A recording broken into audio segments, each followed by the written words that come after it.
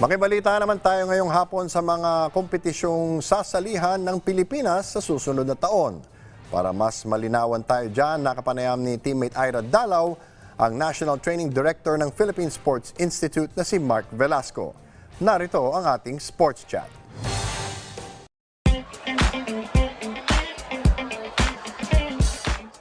Magandang araw teammates! Upang bigyan po tayo ng buong update ukol sa ginanap na budget hearing ng Philippine Sports Commission sa Kongreso noong nakaraang linggo, ating makakasama si Philippine Sports Institute National Training Director at Philippine Sports Commission Chief of Staff for the Office of the Chairman, Mark Edward Velasco. Good afternoon, Sir Mark.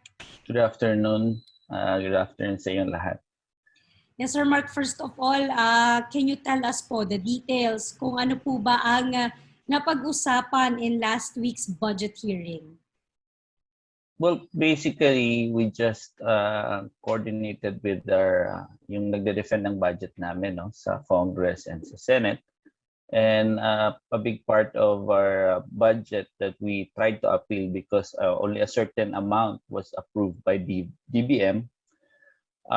We appealed obviously yung international competitions as we would like to continue yung success natin, and we'd like to translate that into our international commitment as recommended by the Philippine Olympic Committee.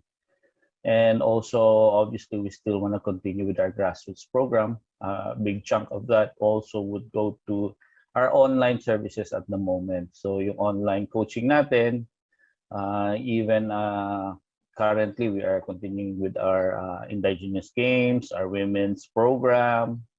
So all those things are being put forward po natin sa Congress. And we are so grateful that from the lower house up to the Senate, all of them po are very supportive of increasing the budget of the PSC from 175 po na in-approve ng DBM. Alright, just Sir Mark, just for the clarification of our viewers, magkano ho ba ang exact amount na hiningi ni PSC noon at magkano ho ba ang idinagdag? Well, we forwarded our proposal to DBM, and only a few items was approved by DBM. That's the MMOE, so monthly operating expenses, and yung mga other regular expenses ng isang ahensya. But we were asking for the approval of our international competition, which is around 650 million. Lahat na po yan, Asian Games, Asian Indoor IMAG, and then about three more international competitions which are very important. And as we all know, 3 years from now, Olympics na, so it's not a regular 4-year cycle. And I think it's important for our athletes to gain the momentum, to continue actually with the momentum that we are experiencing, and we cannot really afford them to stop or mahinder. As you know, a preparation for Olympics doesn't start doon sa Olympic year lang. So preparation for Olympics is actually right after the last Olympics. Alright, can you just elaborate po, Sir Mark, for us? How will the PSC fund for next year? Definitely may inihanda po tayo mga projects for the sports development of our countries. And aside those mga competitions po na yun, are there significant projects po na pinaplano ang PSC? Well, aside sa, I think, 5 major competitions na sasalihan which will be funded by PSC to the endorsement of the Philippine Olympic Committee, obviously we have to continue with the indigenous people's games, coordination natin, women's. Of course, we have our Batang Pinoy, which we are currently undergoing coordination meeting. So obviously we want to prepare yung local government to see kung saan po sila, kung saan po natin pwede to move on the next step natin sa implementation. Alright, Sir Mark, speaking of competitions, may update na po ba on how would we resume the training for the upcoming competitions for next year's, like 2022 Southeast Asian Games? Well, we're currently obviously a few sports have started training for the Southeast Asian Games.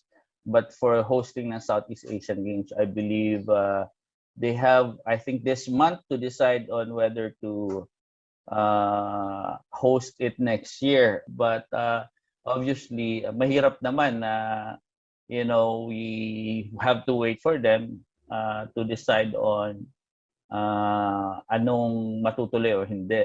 But our sports naman, aside from the SEA Games, they are participating on the Asian Indoor, the Asian Games. Some of these sports are actually competing in those events. So tuloy-tuloy po natin to monitor yung training nila. Some of them are actually about to start. Some of them have started already. And Sir Mark, ano po ba ang goal ng PSC at least hanggang matapos po ang current administration natin?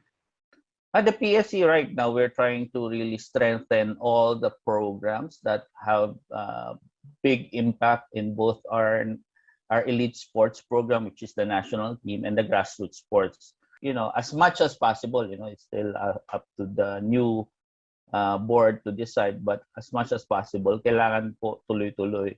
And I think we have been successful.